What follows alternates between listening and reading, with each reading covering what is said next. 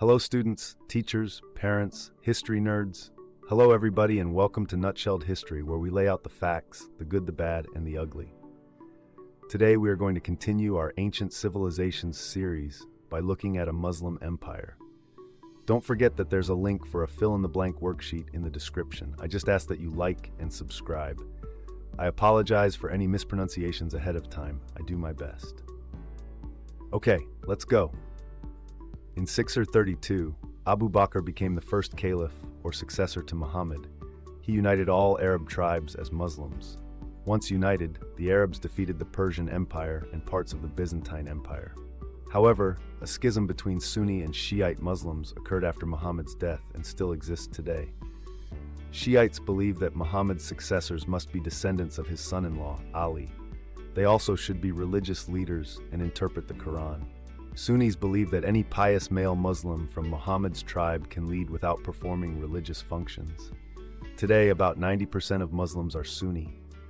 Both groups believe in the same God, the Quran, and the 5 pillars of Islam, but they differ in religious practices and laws. Sufis, who may be Sunni or Shiite, meditate and fast to gain communion with God.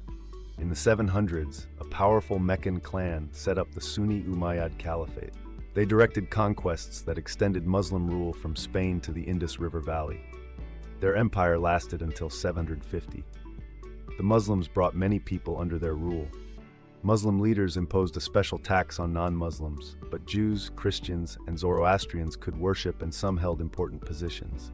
Many people converted to Islam. However, the Umayyads later faced economic tensions and opposition from those who did not have the same privileges as Muslims. After capturing Damascus in 750, with strong support from Shiites and non-Arabs, Abu al-Abbas founded the Abbasid dynasty.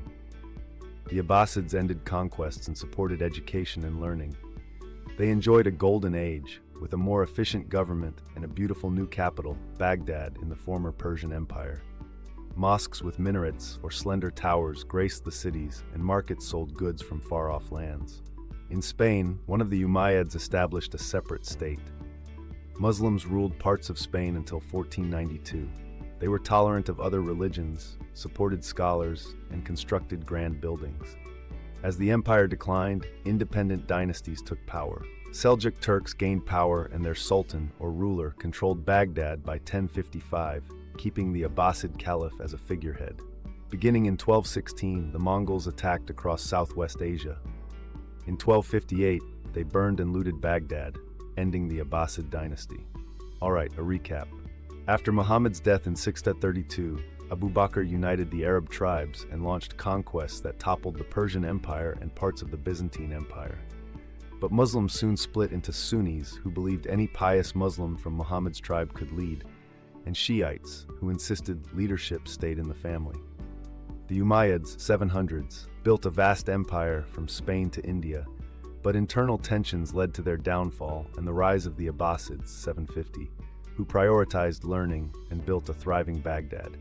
Meanwhile, a surviving Umayyad ruled Spain until 1492. As the empire declined, the Seljuk Turks took over, keeping the Abbasid Caliph as a figurehead, until the Mongols stormed in, 1258, and turned Baghdad into medieval rubble, officially ending the dynasty. There you have it, folks. That is a Muslim empire nutshelled.